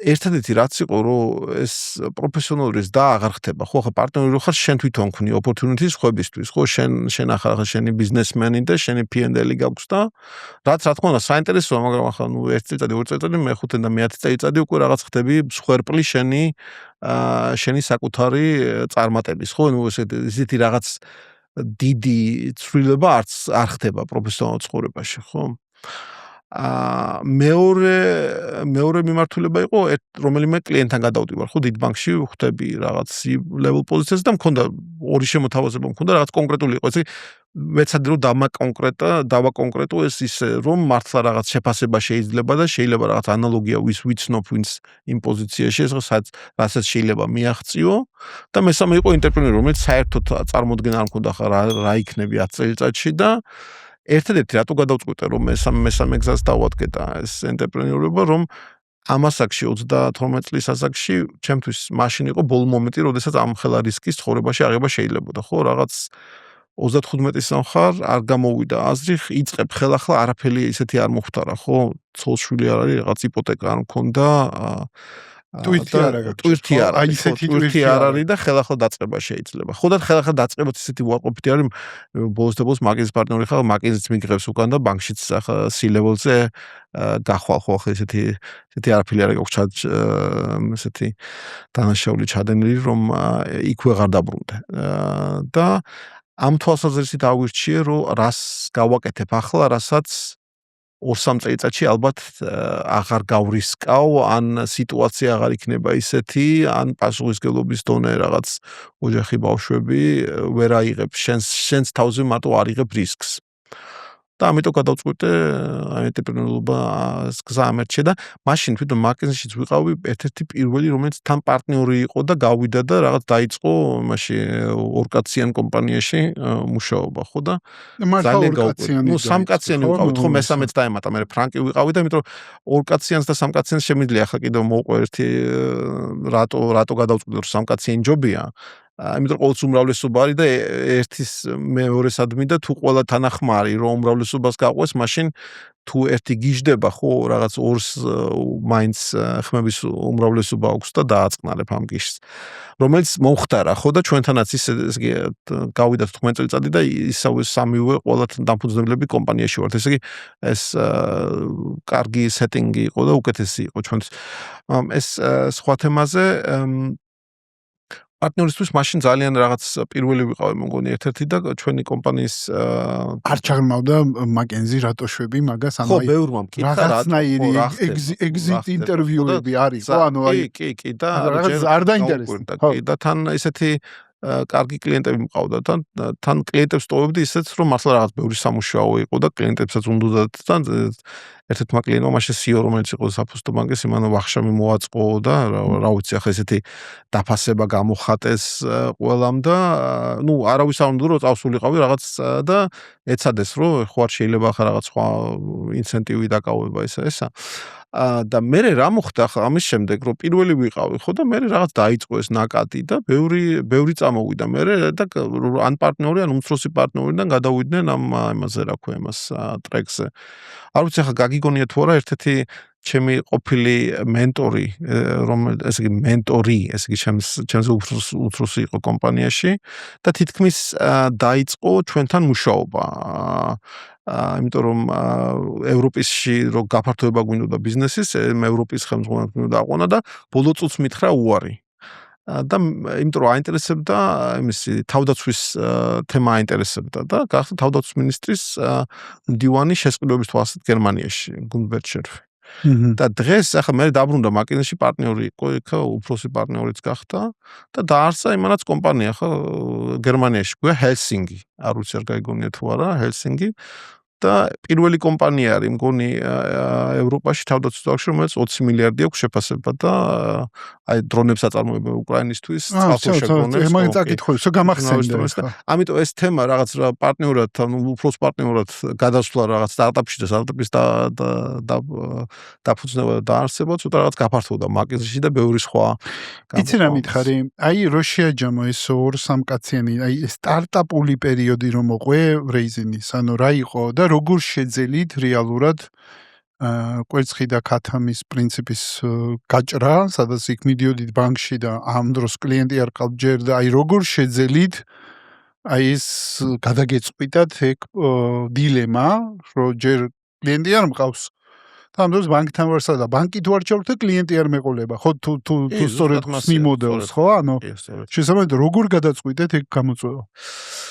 ესე იგი, პირველი რომ ჩვენთვის ახლა მაშინ, როდესაც დავიწყეთ ეს საბანკო მოდელები არ იყო ესეთი განვითარებული ფინტექის თვალსაზრისით. ხო, ფინტექი მაინც მოდიოდა, აი რაღაც კრედიტის შუამავლობა იყო, მაგრამ ჩვენ როცა დავიწყეთ ჩვენი მომსახურების ორი რაღაც ჭრილი არსებობს. მეორე ერთი კლიენტისთვის მომსახურება და კლიენტის მომსახურება რაღაც ანგარიში არის, ხო? ესე იგი ანგარიშზე ჭდება ფული. მერე ონლაინ ბენკინგი გჭირდება, ესე იგი რაღაც ლოგინი გჭირდება და სისტემა უნდა ან თვითონ უნდა შექმნა, ან უნდა იყიდო, რომელიც კობენკის სისტემის ძირითად ნაწილებს ფარავს. ეს იყო ერთი მხარე და მეორე ბანკებისთვის, ახლა ბანკებისთვის ხარ ფაქტიურად დაასახელებენ ასე თუ არა ხარ შეომავალი თუ აუთსორსინგ პარტნიორი რაღაც წილს იმათი საქმიანობის შენ აკეთებ და ფორმალური აუთსორსინგი სწორი გზაა და ამიტომ აუთსორსინგ პარტნიორს იგი ამ თვალსაზრისით პარტნიორი ჭირდებათ, რომელიც იქნება ეს IT security თუ ამას ასრულებს. თამაზ მე მგონია ხავს უნდა აუხსნათ, იმიტომ შეიძლება ბევრი საქართველოში მაყურებელმა არ იცოდეს პლატფორმის შინაარსი, ხო? რეიზინი არის პლატფორმა მე სწორედ ისევე ჩავასწოროთ, ანუ იდეა იყო, რომ მე შემიძლია განვათავსო ონლაინ პლატფორმაზე ჩემი ფული, დავრეგისტრირდე და განვათავსო და შესაბამისად იმ დღეს best rate რაც იქნება, ან თქვენ გქონდათ ფაქტიურად დაერთებული სისტემაში მთელი ევროპის ბანკი, მაშინ ევროპის, ხო და მე ხა არ ვიცი სათხარგან, ეგეც საინტერესოა რომ მოყვე და შესაბამისად მე შემეძლო ყოველდღიურად საუკეთესო განაკვეთით მესარგებლა, ხო? ხო სწორედ ახსენდი მოდელი რაც მიახლოებით, კი, მაგრამ რა თქმა უნდა, სარგებლობ იმათი მარტო რომელიც ბანკი შეერთებულია და ამიტომ შენ რაც კვერცხი და ქათამი, ახლა პირველ დღეს არც ბანკი არ არის შეერთებული, არც კლიენტი არ არსებობს, ხო, ესე რომელიმე მაგრამ სამი ხარ. ეს სამი ხართ ერთმანეთზე დაერთებულები მაინც, ხო? სამნი ვართ, არა, სამზე მეტი ვიყავით, იმიტომ რომ სანამ ახლა ბანკს მიყიდიდე, ხო, რაღაც სისტემა გჭირდება, რომელიც უჩვენებ, ხო და რომელიც მართლა რაღაც IT security გააჩნია კლიენტებსაც შესვლა უსაფრთხოა, ფულის მოძრაობა შეიძლება სისტემაში, ესე იგი რაღაც ანგარიში არსებობს, რომელიც ამ ანგარიშიდან მე გადადის. დეველოპმენტი მოგიწია თქვენ. ხო, დეველოპმენტი მოგიწია და ამისთვის საკმაოდ სახსრები დაგვჭირდა და ნუ მოგვიწია პირველი რაუნდი, რაც დავხურეთ, იყო 2 მილიონი ევრო. მაშინ დიდი ფული იყო ახლა ფინტექისთვის 14 წლის წინ საკმაოდ დიდი. ფინტექი ნიშნავს ფინანსურ-ტექნიკური კომპანია, ხო? ფინანსურ-ტექნოლოგიის კომპანია, დიახ, და ესე იგი ეს სახსრები დაგვედო ანგარიში და დავიწყეთ განვითარებას, რაღაც მიახლოებით 9 უკვე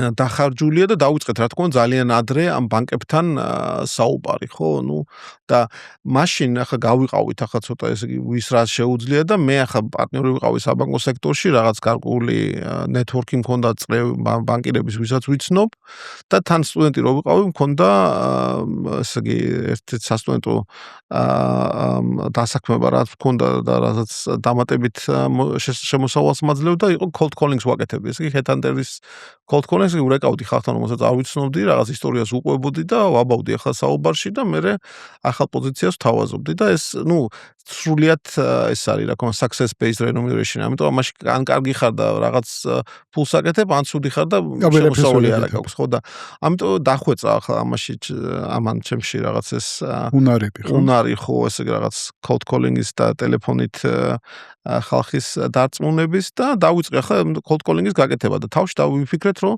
სოფლიო სისტემას ვქნით. ახლა კლიენტი სადაც შეიძლება იყოს, შეიძლება ბანკი სადაც შეიძლება იყოს, დავხედეთ ახლა კანონმდებლობას გერმანიაში არსებობს ეგეთი third party deposit intermediation მუხლი საბანკო კანონმდებლობაში დავიწყეთ თან დიდი ეს იყო რა ქვია იმას იურიდიული კომპანია, რომელმაც დაგვიწერა თავისი მოსაზრება, რომ ეს ყველაფერი ლეგალური არის, ბანკის სპონსორ ბანკი ყავდა, რომელმაც თქვა, ამას ჩვენ დავიწყებთ და დავიწყეთ. ახლა ჩილეში დავკავშირდი ერთ-ერთ დიდ ბანკთან და ეს დავიწყეთ ახლა letter of intent-ების ხელმოწერა და ეს რაღაც ტესტები ტირებაც დავიწყეთ. ერთი იყო სამხრეთ აფრიკაში, ყაზახეთში იყო ერთი ბანკი და პირველი ახლა ქონდა რაღაც შეკრებული 5-6 ბანკი, არც ერთი ევროპაში არ იყო. პირველი ნაკადი ბანკების, ხო და არც ერთი ევროპაში არ იყო, ევროანგარიშებიც ჰქონდა, იმიტომ რომ რაღაც იმაზე ევროს დაფინანსება და უესტ-დოლ ანგარიშები ჰქონდა და რაღაც კარგი ოფერინგი გამოდიოდა. ეს არის რაღაც ივნისი თუ მაისი თუ ივნისი და მივწერეთ ახლა მე ბაფინს, ახლა ბაფინი არის ფინანსური რეგულატორი იქა, როგორც აქ ეროვნული ბანკი და მივწერეთ, რომ ახლა ვიწყებთ ასეთ ბიზნეს მოდელს, დაფინანსებაც არის, რამოდენიმე ბანკთან აქვს LOI ხელმოწერილი, გვინდოდა უბრალოდ ახლა ვიცით, რომ ჩვენ ლიცენზია ამას ბანკის ფარავს, იმიტომ რომ ყავს პარტნიორი ბანკი, რომელიც თავის ლიცენზიას გვაძლევს და როიცოდეთ რა, ახლა გაფრთხილების თვალსაზრისით, ხო და?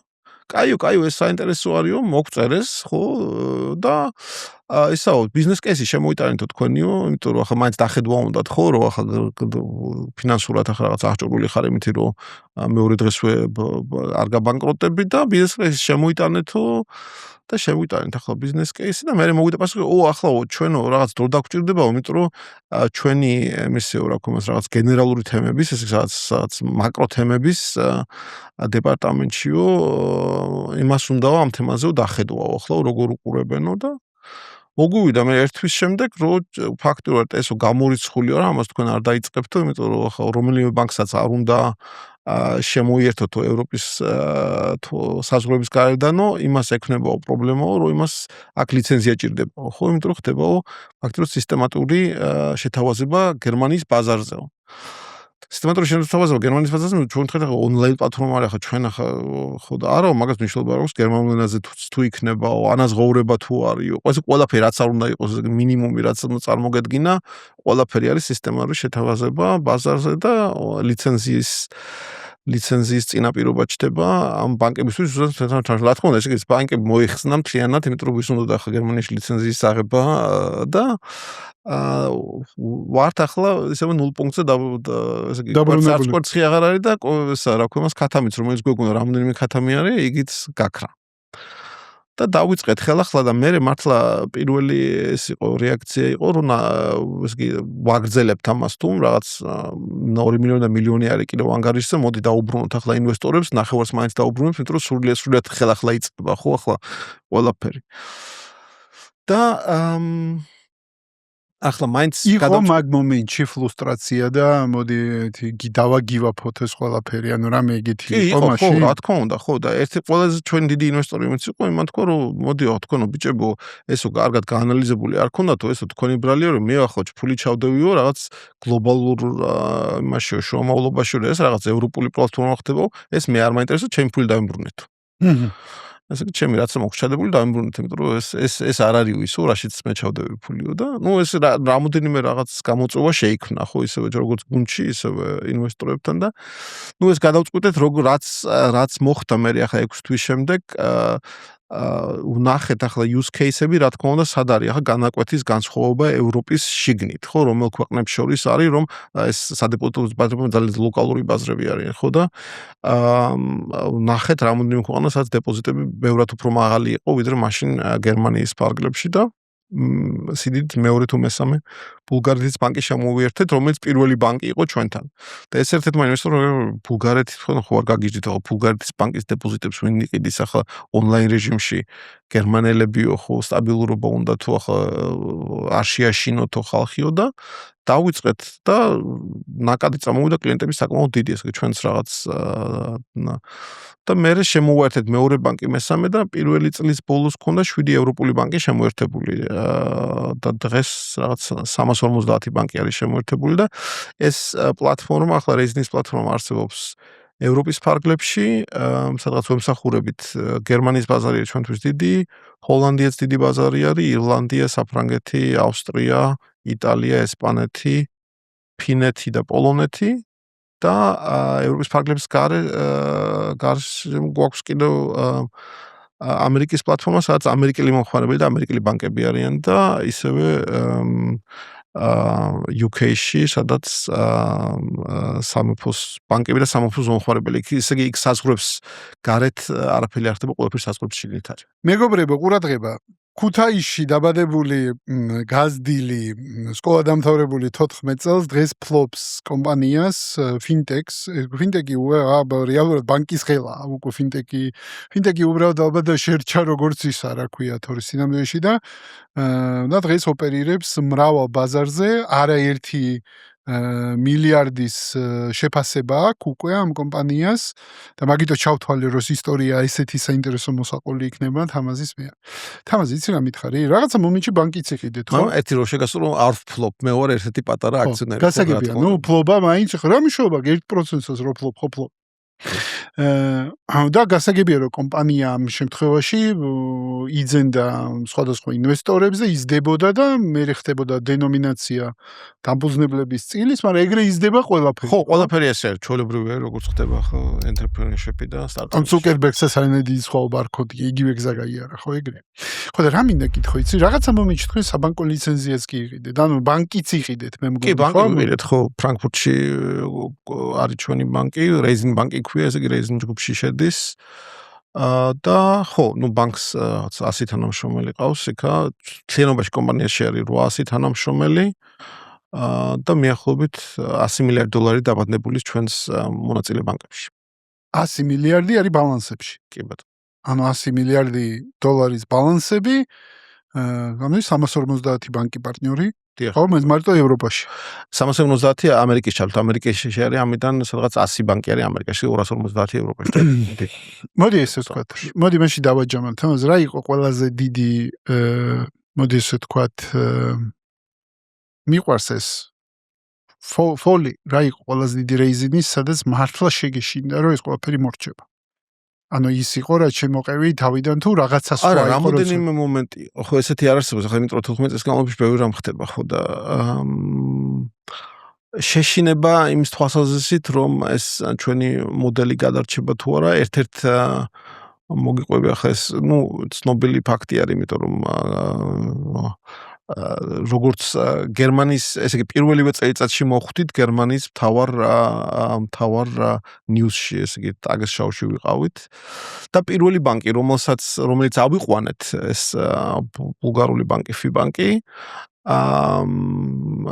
დავიწყეთ ესე იგი რაღაც დეკემბერში ამათთან ბიზნესი, კარგად განვითარდა, არის რაღაც რამოდენიმე ათასი მომხმარებელი და მე ვარ ჩემს დღეს მეუღლე არის ჩემი ერთად ვარ საფრანგეთში და ვართ ქორწილზე დაბადებული, მე რაღაც წავით ავინიონში და ავინიონში შემოდის ჩემთან ზარი ამ ბანკიდან სამართლებრივ საბჭოს თავმჯდომარის მოადგილე მირეკავს მაია და მეუბნება რომ ისაო თამაზო ახლა ესეთი ნიშნული აფრი არის, მაგრამ ხوار შეგიძლიაო ინტერვიუს მოცემაო ჩვენთან ერთ-ერთი დიდი გაზეთისთვის. მომთხარი, კაი, ახლა მოგცემ ინტერვიუს თქო და ესე იგი რა ხდება იქ ლოკალურ ბაზარზე, რომ გაბანკროტდა დიდი კონკურენტი, ბანკი, რომელიც იყო სიდიდით მაშინ მეორე, ხო და თან ბევრი უცხოური ბანკები არსებობს, ბაზარზე ხო ტიპი არის ყველაზე დიდი ბანკი, მე Unicredit და ორი ბანკი არის მარტო, რომელიც ბულგარულ საკუთრებაშია. ერთი გაბანკროტდა და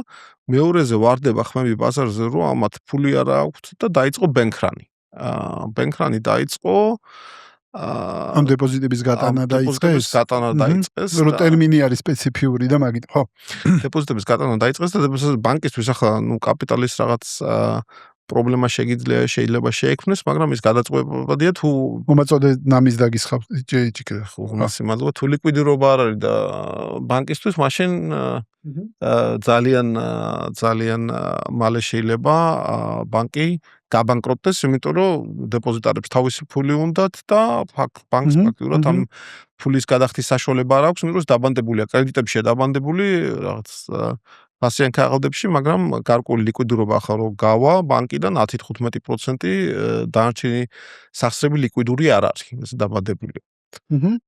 და ბანკში გავიდა ერთი კვირის განმავლობაში როგორ 2 დღის შემდეგ უკვე 35% ფაქტურად გაიტანეს მომხმარებლებმა და თლიანად საცალო ბანკი იყო, ესე იგი ეს და ეს ქალბატონი მირეკავს რამოდენიმე დღით ადრე, ახლა 2 დღით ადრე და გავითარდა ახლა ეს მოვლენები, მეორე დღეს მირეკავს გერმანიიდან შპიგელი არის ესეთი და შპიგელის ონლაინ რედაქციის წარმომადგენელი და ხო ეს მოვლენები ხდებაო, თქვენო ახლა ეს ბანკიო, თქვენს იმაზე არისო, ვებგვერდზე არისო და კომენტარი მომეცითო იმავე საღამოს დავიდა ახლა მთავარ ახალ ამბებში რომ PR კრიზისში ხართ, ფაქტიურად ხო? PR კრიზისში და ფაქტიურ კრიზისში ვართ, იმიტომ რომ მართლა ახლა კლიენტები მოდიან და რა ხდება, ხო ინფორმაცია ხომ უნდა მოვაწოდოთ კლიენტებს და ჩვენი ფული მოგვეცით, ახლა ჩვენთანაც მოვიდა შაბათ-კვირას ახლა დაუბრუნდით ახლა საფრანგეთიდან პარასკევს დაუბრუნდი, მე შაბათ-კვირას ყველანი ოფისში ვიყავით, უამრავი ზარი, ეს მგონი მაშინ კლიენტების 70%-მა დარეკა 3 დღის განმავლობაში და ერთადერთი რაც შეთანხმებული ვიყავი ამ ქალბატონთან, მაიასთან, რომ ყველა ესე იგი ყველა ფულის გასავლის წყარო დახურული ქონდათ, ესე იგი ავტომატზე ფული არ იძლეოდა, ბრენდში არ იძლეოდა, ერთადერთი საიდანაც შეიძლება ფულის გატანა იყო რეიზინის პლატფორმა გერმანიაში, იმიტომ რომ იმათთვის მნიშვნელოვანი იყო გერმანიაში არ გაუვარდეთ ცუდად სახელი, ხო და ესე იგი რაც ფული გასატანი იყო და კლიენტებს გატანა უნდათ, ორშაბათს დილით ეს სახსრები მივიღეთ, ფული გადაუხადეთ კლიენტებს, მე მოხდა ამ შაბათ-კვირას ამ ბანკის სახელმწიფომ და სადაზღვევო კომპანიამ მიცეს ლიკვიდობა, ესე იგი ბანკი დღემდეც არსებობს და ჯამთელი ბანკი ასე შემდეგ, მაგრამ ეს ბენკრანი მოხდა და ეს ხდება 1 წლის სექტემბერს, ხო ახალი დაწყებული ვარ და ეს იყო ახლა ჩვენი ბალანსების რაღაც 90%, პირველი ბანკი იყო და რომელიც და პლატფორმაზე იყო და აი ამ 4 დღის განმავლობაში დარწმუნებული ვიყავი, რომ ჩვენ ვერ გადავრჩებით. იმიტომ რომ ვარიანტი არ არის, ახლა ჯერ ერთი რომ ეს ბანკი გადარჩება თუ არ გადარჩება, მე რა PR დარტყმარი, რომ პირველივე ბანკს რაღაც ესეთი სიტუაცია ექმნება პირველივე წელიწად ჩვენი ფუნქციონირების და გადავლახეთ, ესე იგი გადავლახეთ როგორ ახლა ჩვენთან გადენილი ფული რაც იყო 90% იმის ნახევარიც დავიბრუნეთ, მე PR-ის თვალსაზრისით გადავლახეთ და მაგრამ ამ სიტუაციაში მე მგონა მეორე იყო სადღაც მართლა 350 ბანკი იქ რაღაც შეიძლება მოვლენა მოხდეს, ბევრი ბანკები არის რომელიც დიდი არის, Morgan Stanley არის ჩვენს Excel-ში სტანდარტ ჩარტერი არის, მაგრამ რა თქმა უნდა ხდება ესეთი მოვლენები, სადაც ან ბენკრანი ხდება, ან და даже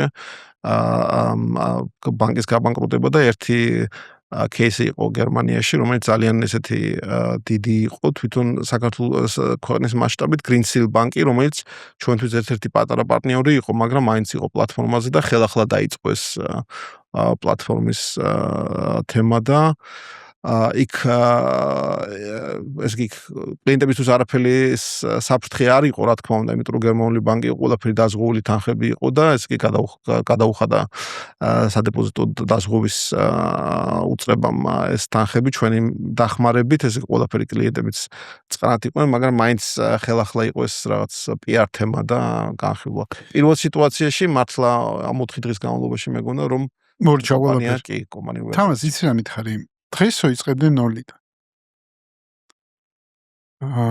პრასიზავდი. აი შენი ცოდნით რაც არის ერთი წამი. რო არ კონდეს რეიზინი დღეს და იწყებდი ბიზნესს. რა შეხედავდი?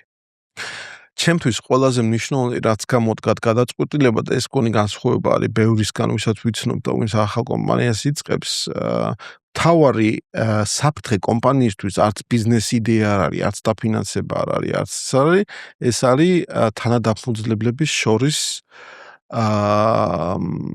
თანამშრომლობა და ანუ და უარყოფით მოვლენაში რაღაც ჩხუბი, უსიამოვნება და ფირმის დაშლა.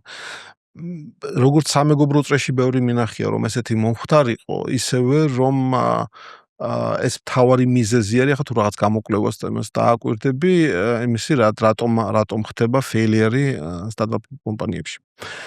ამით როგორც გამიმართლა როგორ ახლა გამიმართლა ეს შეგნებული გადაწყვეტილება იყო ორივესთან ვისთანაც წამოვიწყე კომპანია ნამუშევარი ვიყავი რამოდენიმე წლის განმავლობაში. ნამუშევარი რო ხარ რამოდენიმე წლის განმავლობაში მაგინში მართლა ერთ ოთახში ზიხარ თვების განმავლობაში და იცნობ იმ პიროვნებას თავისი რაღაც პროფესიონალური თვალსაზრისით ისე პირადი თვალსაზრისით და შეგიძლია ახლა იცი იმას რა შეუძლია იმას რა არ შეუძლია ხო იცი იმისი რეაქცია კრიზისულ სიტუაციაში როგორი იქნება და რა უნდა დაასკვნა აქიდან და რა არ უნდა დაასკვნა ხო და ამან ჩვენ საერთოდ ამ რეზინს და ჩემს წამოწყებას ძალიან დაგვეხმარა რომ ეს წრე და ეს როგორც დობის წრე ისევე რაღაც პროფესიონალური ერთმანეთის რაღაც შემატება და რო ვჯდებით ფაქტიურად ამ პროფილით ერთმანეთში ძალიან დამეხმარა. ასე კი მე ვიტყოდი რომ ეს წარმატების ალბათ ნახევარზე მეტი მაინც არის რომ ეს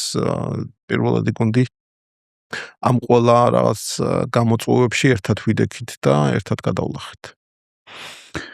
ხო, ანუ იყო საბოლოო ჯამში, როგორც ხვდები, მყარი ფუნდამენტი, რომელმაც გაუძლო დროს, ხო, როგორც ახლა მე ხვდები დროს, ბევრ გამოწვევას, ბანკას ჩვენთვის ახლა ჩვენი ბაზარი არის საპროდუქტო განაკვეთები, ხო, ახლა არავინ არ ველოდოთ რომ დავაფუძნეთ კომპანია, რომ საპროდუქტო განაკვეთები ჩვენ თავალ ბაზარზე უარყოფითი გახდებოდა. ეცადე რომ უარყოფითია ნული განაკვეთით კლიენტი მოზიდო, ხო, ესეც რაღაც პირველადი გამოცდილება იყო, არ ქონდა ეს გეგმაში და ყოველი გამოწვევა რაღაც თავისი რაღაც ისეთი აქვს, ხო, თავისი და ხო ეს ფუნდამენტი მნიშვნელოვანია და ფუნდამენტი თუ გაძლებს დიდხანს და თან ჯერთი რო გაძლოს და მეორე რო ფუნდამენტი აი ყველა სახით რაღაც გეხმარება განვითარებაში ეს. თამას და რამე მოდი ქუთაის/ქართული ეცი რა შეიტანე კომპანიაში სხვა დამფუძნებლები ყავს გერმანელები და ამასობაში ოპერირებ რავი თითქმის თელ სოფლიოში დღეს. და 800 კაცი არის თიმი, ხო? ხო, კი. ნუ რამოდენიმე ქართველი ჩვენთანაც კომპანიაში არის ახლა თანამშრომლები ყავს საქართველოსთან. ესეთი დიდი რაღაც ქართული რაღაც წვლილი და ერთადერთი რომ ვარ გერმანიაში რაღაც migrant founder-ი და საქართველოში ვარ რაღაც ქართველი რომელიც უცხოეთში ოპერირებს, ხო? ეს არის. ორსკაბზე ხარ, ხო? საინტერესო ორსკაბზე ზიხარ.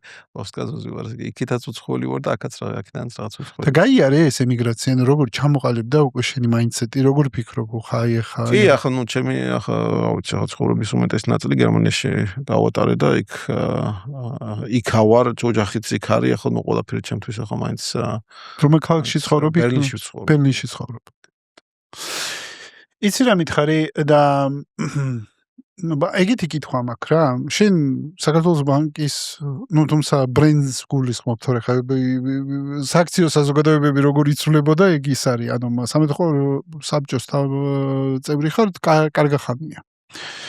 და მაინტერესებს აი როგორი არის რომ თან ფინტექი ხარ, შენ თვითონ დამფუძნებელი და CEO ხარ ფინტექის და ამ დროს ქვეყანაში ყველაზე დიდი ბანკის სამეთო ყურიო საბჭო ხარ და აი როგორი არის ეს ორ პოზიციაში ყოფნა რომ თან ბანკს რო უყურებ, ოღონდ ბორდის გადმოსახედიდან გასაგებია, მაგრამ ამავე დროს ფინტექს მართავ. აი ეგ პოზიცია რა და საერთოდ რამდენად ბანკები თვითონ დაემსგავსნენ ამ თავისი ეჯალითით, საერთოდ ფინტექებს დაემსგავსნენ მაგის თქმა უნდა, მგონი ახლა განსხვავება ახლა დღესობით რო დახედო ახლა დიდი განსხვავება იმას საქართველოს ბანკი რას აკეთებს ახლა ციფრობრივ აპლიკაციაში და ჩვენ რას ვაკეთებს აღარ არსებობს, ხო, ეს შეიძლება რაღაც ისტორიულად იყო რომ ეს უფრო რაღაც ფიზიკური ფილიალების ქსელი იყო მთავარი გასაღების და მთავარი მომსახურების ხაზი ეს შეიცვალა და იცვლება, ხო, ყველგან იცვლება, მათ შორის საქართველოშიც შეიცვალა და მე მგონი რომ ჩვენთვის რასაც საინტერესო ყველაფერი რაც ახლა ციფრულ დარგში წამოვიწყეთ,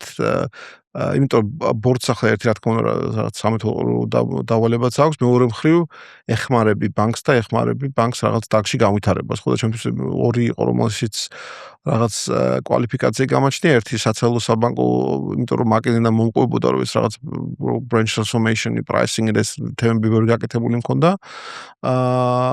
და მეორე რომ ეს ციფრობრივი მომსახურება, როგორც ფინტექ თვალსაზრისით და იმის რასაც ვხედავდა რა. და მე მგონი ეს ნახტომი რომელიც საქართველოს საბანკო სექტორმა საერთოდ არა მარტო საქართველოს ბანკმა, TBC-მაც და მთელმა სექტორმა გააკეთა ბოლო 10-15-20 წლის განმავლობაში ძალიან შთამბეჭდავი არის და ახლა თუ იყო მართლა ჩემ სრულიად დარწმუნებული ვარ ამაში, რომ მაშინ ახლა 15 წლის წინ ვინ იყო წამყვანი საბანკო სექტორში ევროპაში, პოლონეთის ბანკები იყვნენ, ხო, ახალი წამოწყებული იყო რაღაც ახალი გაკეთებული ინვესტიციები იყო, ძალიან ესეთი დინამიკური სექტორი იყო, ახლა თუ დახედავ ჩვენი ბანკების აპლიკაციები წამყვანი აპლიკაციებია ევროპაში და ეს ნახტომი მართლა შთამბეჭდავი არის და უფრო გესმის გარედან რო დახედავ ამ ბაზარმა რა გაიარა და როგორი პროფესიონალური გახდა და როგორი დახვეწილი არის მომხმარებლის თვალსაზრისით აი რას ღებულობს ახლა მომსახურების თვალსაზრისით აპლიკაცია ფუნქციონალი აპლიკაციის შეგნით ეს სულ სხვა დონეზე ვართ თუ შეადარებ 10-15 წლისა და აი ეს იმავე დონე არის, რომელიც ევროპის რაღაც კარგი წამყვანი ფინტეკები დგანა.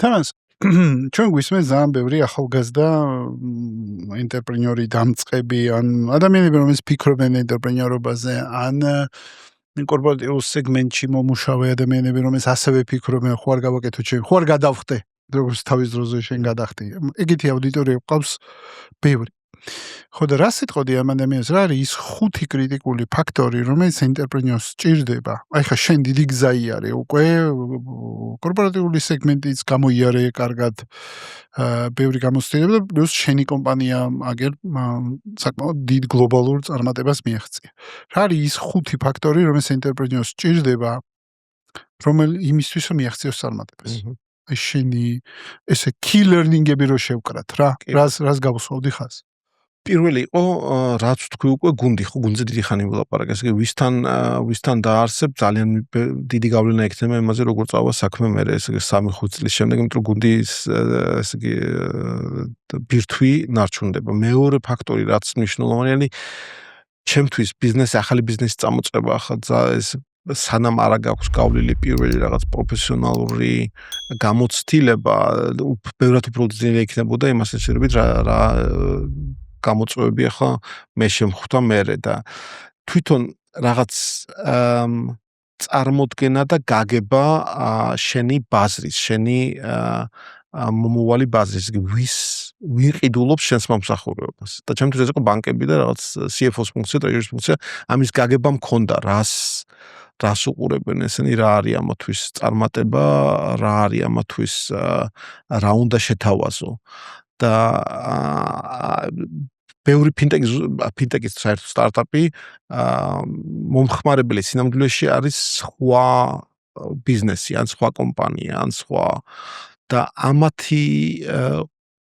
ამათი გაგება საერთოდ აი ბაზრის და თავისი მომხმარებლის გაგება არის მნიშვნელოვანი სანამ წამოიწყებდე, იმიტომ რომ შეიძლება წამოიწყო და მერე გაიგო, მერე დახვეწო, მაგრამ ამაში ბევრი ფული და ბევრი დრო გეკარგება, ხო, ბევრი რესურსი გეკარგება.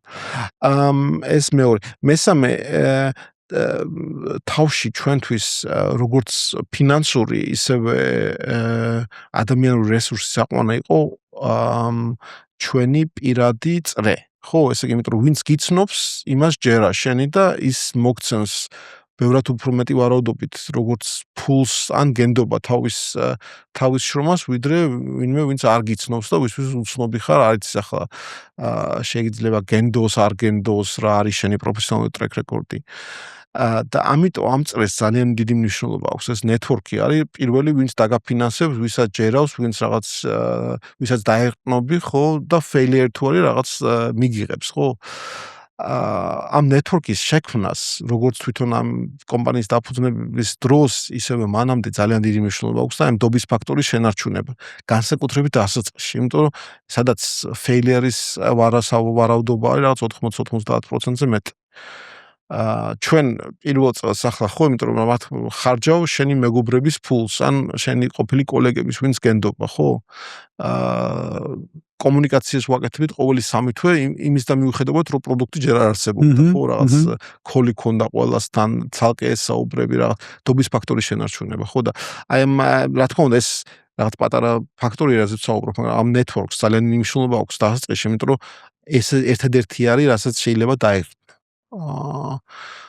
და ამის შექმნას მნიშვნელობა აქვს და ამის მერე შენარჩუნებას მნიშვნელობა აქვს.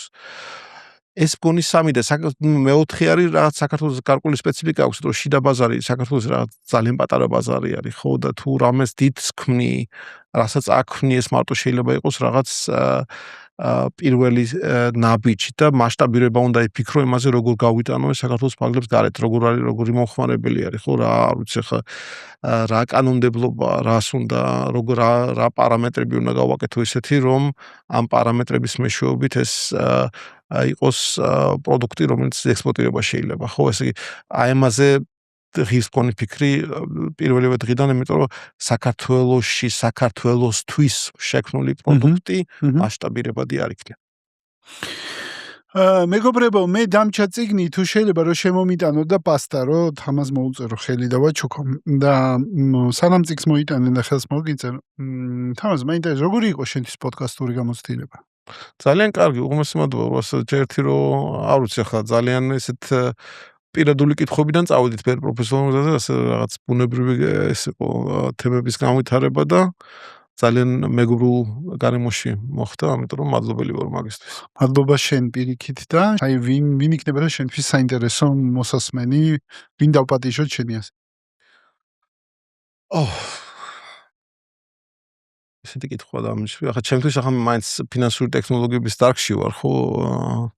და ვინც მეწარმე არის ახლა ევროპის და მსოფლიო მასშტაბით, ვინც ცნობილია და ვისაც მართლა ახლა ჩემგან ძალიან განსხვავებულია როგორც ტიპაჟით ისევე და რა ვიცი თავისი მიდგომით, ნიკ სტორონსკი რევოლუტიდან თუ გაესაუბრები, მაშინ მეც მოგისმენ. ძალიან საინტერესო იქნებოდა შენთვის ხო რევოლუტის კი ძალიან მაგარი პროდუქტი შექმნეს ასევე. ეს შენ წიგნი, მადლობა შენ დიდი. მადლობა აქ სტუმრობისთვის და მიხარია რომ გამოვიდა. წინაზე ვსთიოდი შენ ჩამომე ვიცი რომ შენ ეხაც გარბი ხარ, ვიცი რომ შეხვედრა გაგდა, მადლობა მინდა გითხრა ამ ჩაწერისთვის, გაზიარებისთვის და ინსპირაციისთვის, რომ თურმე შეიძლება ასე წახვიდე გერმანიაში და შექმნა გლობალური ბრენდი, რომელიც დღეს ოპერირებს ძალიან ბევრ ბაზარზე და